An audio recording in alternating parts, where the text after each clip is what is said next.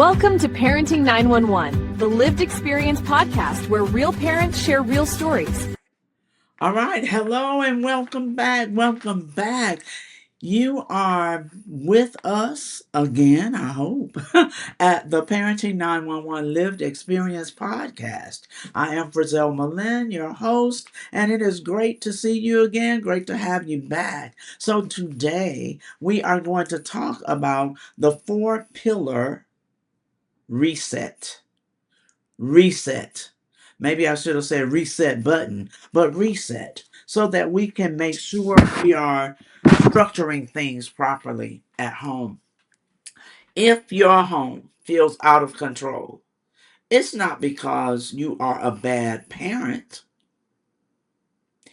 It's because you're missing something. It's because you're missing a system, a structure, a way that things need to run smoothly. So that's kind of where we're going with our 4-pillar reset to help you create a system for your home, for your family. A parent told me that nothing she says works anymore. As we talked, and she was very frustrated and upset because she wanted to do her best for her children, but at this point she didn't even know where to start.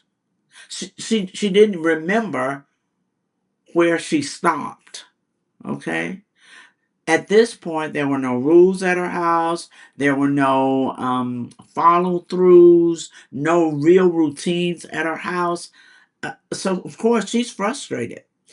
And in the conversation, she says, well, I'll tell you, I'm really soft and easygoing. And as he's grown up, actually, we've switched roles.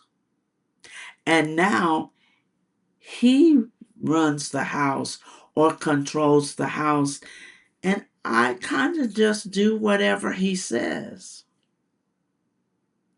Parents, we have to learn that we are the ones with the wisdom. We are the ones with the lived experience. We know what's better for the children than they do. Understand this. Children know what they want. Don't get me wrong. A 2-year-old, in most cases, sometimes a 1-year-old, they know what they want, but most times they don't know what they need. That's where we come in.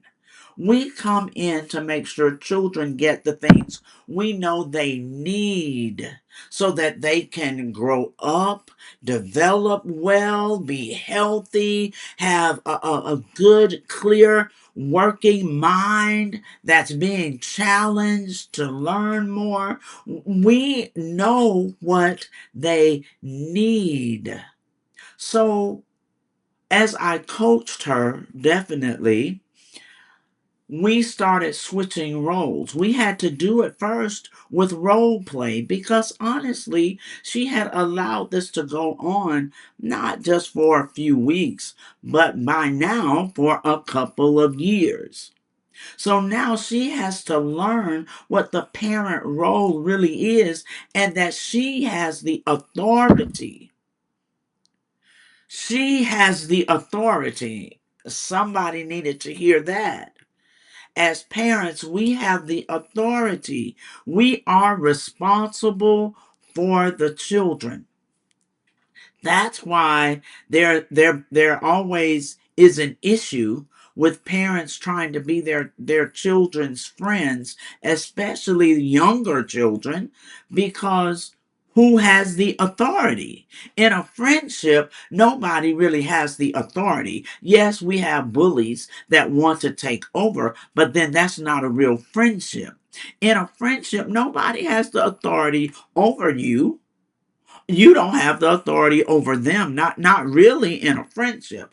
But when you're talking about a parent to a child, there has to be someone with the authority to make final decisions. That should be the parent. But as this parent said, they had switched roles. So we did role playing in her coaching sessions to help her regain confidence back in her role as being the parent. Another parent really was concerned because the family was consistently having meltdowns, not just the children, the parents as well.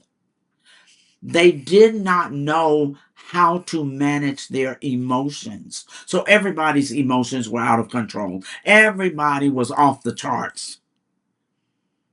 So, parents, we first have to learn how to manage our own emotions.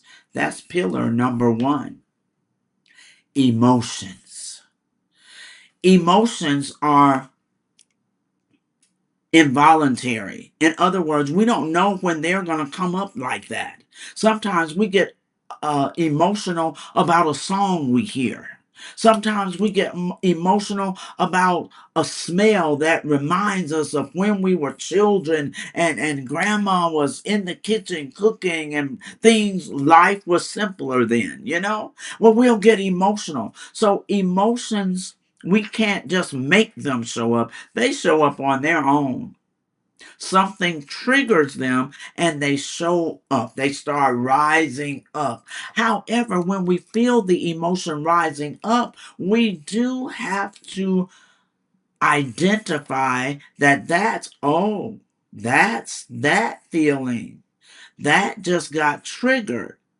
Now, when we are coaching, we also use what we call the emotions and feelings chart. It is a wheel that gives you the primary emotion like sad, happy, angry, those primary emotions. That's in the center of the wheel. But then as the wheel opens up wider and wider, it gives you more and more words so that you can identify how you are actually feeling. Many of us don't have the words. So we just use some colorful words and start cussing everybody out, including our children. Come on now. But this chart, this wheel helps give you words that you can identify with how you're feeling. Sometimes just knowing, oh, so that's how I'm feeling. That's what this feels like. When we can identify the feelings with real words, then we can express how we're feeling. Many times, we're emotional because we don't even know how to express what it is that we're feeling. So we turn to our, old friend of yelling and screaming. Children sometimes tear up things and hit the wall and, have this breakdown. Sometimes we withdraw and we don't want to talk to anybody. So we withdraw from everybody, but that's us trying to cope with emotions that we haven't even identified yet. Once we identify them, we're able to share them better. We're able to say, okay, I'm frustrated right now because. Or maybe we need to say, I feel insecure right now in this situation. But now we have words to identify and express what we're feeling. Guess what? Our children need those words too. We can't help them with their emotions until we help ourselves with our emotions emotions. So we need to make sure that we go first, parents, and learn how to manage our own emotions so that we can then help them learn how to manage theirs. When everyone in the house has words to express how they feel, the tension goes down, the temperature goes down. things are calmer because now you can talk about it. You can share. We're going to talk about the Emotions You Know game at the end because that's one of our sponsors. But that game helps us also identify our emotions and then share. We have to share stories about that emotion. And we've got to learn how to talk through what we're feeling.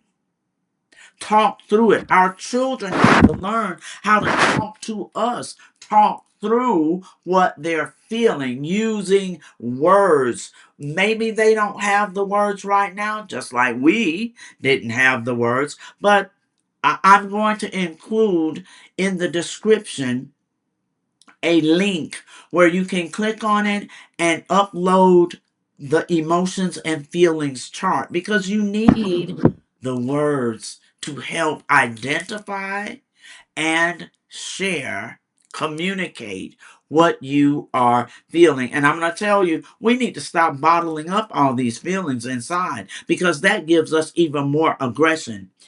Do you think that could be one reason why our young men, our boys, are so angry and so aggressive? Because they don't have the words to express how they're feeling, so they can't communicate it to anyone. And it comes out in anger. We've already done a disservice to them because we tell boys that, oh, you can't cry. You need to just suck it up and move on. That's ridiculous. They have emotions too. So, parents, please, please don't tell your sons that. Help them identify what they're feeling. Give them the words they need to express themselves so that they can be heard. They need a voice too. All right. So that first pillar is emotions. The second pillar is going to be structure. Many of us don't have structure in our homes, or if we have it, the foundation is weak. Come on now. When I say structure, I'm talking about rules and routines. You must have rules.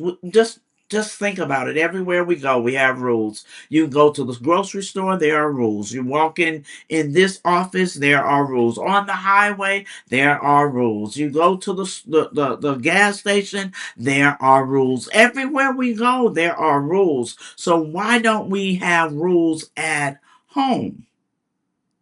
Rules help us all know what we need to do. Rules keep us all safe. Rules keep us from being impulsive about things. And when you're impulsive, you don't take the time to think things through. Impulsive parenting is very hurtful and harmful because you didn't take the time to think all those steps through. All right. So we need to make sure we have structure. Parents that work with me and allow me to coach them through our programs, our Parenting 911 programs. We walk through steps to make sure that they understand why we need structure and how to structure their home. Understand this. Your home is not going to be structured just like your neighbors or your sisters or your brothers or your mothers or your fathers when you were growing up. It's going to be different. You have to structure your home, the rules and routines for your home based on what you and your children need. Many times we don't know anything else other than what we were raised in, but that doesn't mean that that's going to work for your house. In some cases, it didn't even work when you were a child, but you lived in it. I mean, that's all you knew, right? So we have to understand that we structure our homes, we create rules. We don't create the rules without the children being involved. We have to make sure we are learning how to involve them in every part of the structure of our family. Because not only are you teaching your children how the environment in your house needs to be, you're also teaching them how to structure the environment when they get grown and have their children. So remember, you include them in structuring your home. You include them in how to create the rules for your family. And let me make sure you understand, you don't need a book of rules. You don't need 100. You don't need 25. You don't need 10. You need 3, 4, maybe 5 rules. Rules are values. What are the values of our family? What is it that we need to do 24/7? Rules are not just for in the house, they are for everywhere you go. Here's an example. If one rule is always do your best, then when your children are at school, they will continue to try to do their best with their schoolwork, with being a good friend, with listening to their teacher, with being obedient, because they're going to try to do their best. You, when you go to work, when you do what you need to do throughout the day, you're going to try to do your best. You're going to try to look your best. That means you're not going to wear PJs and your bonnet up to the school, because guess what? That's not your best. They are values, and they help us as adults as well as the children. So we need to have rules. You and your children come together and have rules. And when I'm coaching, I break that thing down to every single step so that we know how to create the rules. Let me also say this. Once they're created, don't just put them in a closet somewhere, in a drawer, stick them down in an old book and forget that they're there. No, you and your children need to recite these rules,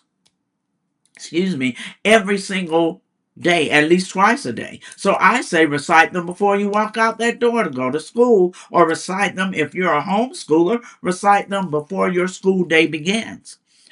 When they get home, you can recite them as soon as they come in the house, as soon as the school day ends. You can recite them again, because you need to remind them. You need to recite them at least twice a day, because your children need to get to the point where they have memorized the rules, so that you can say, okay, what's rule number 2? You might be in another room and hear them, carrying on and horse playing and kind of getting out of hand. Okay, what is rule number 4? So we say the rules so that the children can start keeping them fresh in their minds. I'm going to end with this story, and then we'll do the other 2 pillars on the next session. One of my parents, an overachiever, she and her family, she and her husband and children, they sat down and started creating their rules. They came up with 6 rules, not just 5. They came up with 6.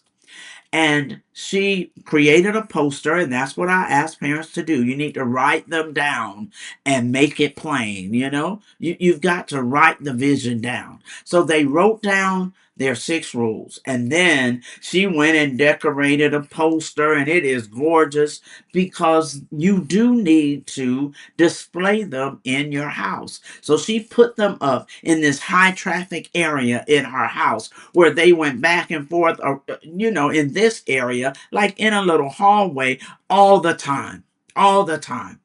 And so she started reciting them with the children in the morning before they went to school, and when they first got home from school, until the children knew the rules. They knew them. They could just spit them out, right to you. But then she went a step further. She copied them and kept a copy in her purse on an 11 by 14 sheet of paper. So she said one day they were at the ball field and her boys started getting a little rowdy over in the dugout.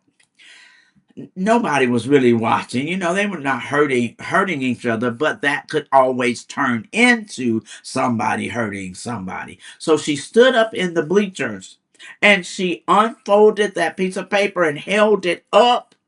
She said, finally, one of her boys looked over and they saw their mama standing up first. That got their attention. But then they realized what she was holding. She was holding their family rules in her hand. She said, he stopped.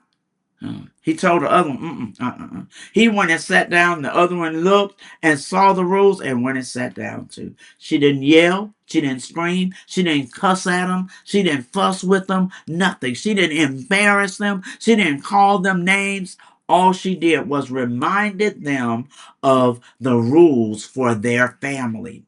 Rules are different from routines.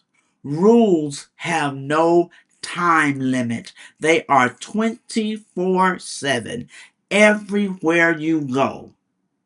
Routines, when we talk about those in the next session, they are time stamped. All right? All right, so now that we've talked about emotions, make sure you click on the link in the description and upload your emotions and feelings chart. You need to have words so that you can identify what you're feeling and, of course, share your feelings with someone. All right? Same for your children. They need to learn the words as well. See, you don't need to make more effort. You're already doing so much, some of us too much, because we are enabling them instead of teaching them what to do to empower them. So you don't need to make more effort. You just need to know how to structure home. You just need a good system so that things can run smoothly. All right. If your home doesn't have structure, you need to reset. If your home is just out of control because emotions are out of control, you need to go to parenting911.org, book a session with me. We need to get you on a coaching program so that your home can run smoothly. All right?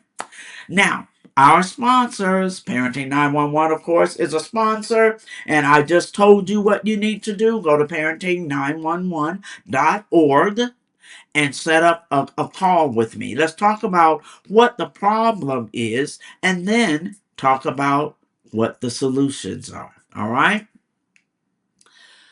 Remember, with Parenting 911, we have one-on-one coaching sessions. We do small groups. We work with schools, doing workshops, organizations, churches, wherever parents are. That's where we need to be.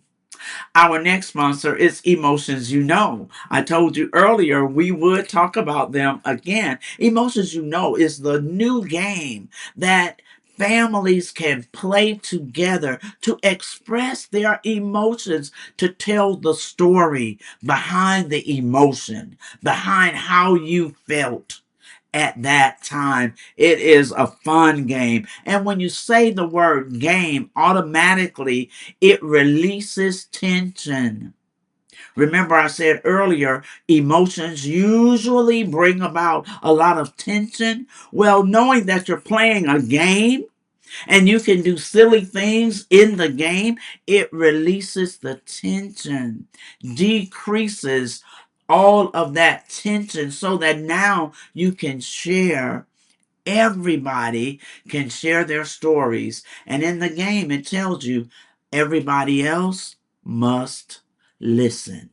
So you share your story respectfully, of course, but you get to play the game and learn and bond with each other. Go to emotionsyouknow.com. Find out more about the game and order yours for your family. Now, I do want to make sure you subscribe and share the podcast with others.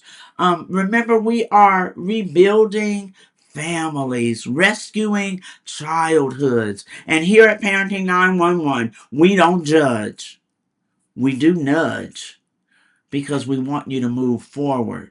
Your whole family move forward towards success. All right. I am excited to see you all on the next session. Bring a friend. All right. See you next time.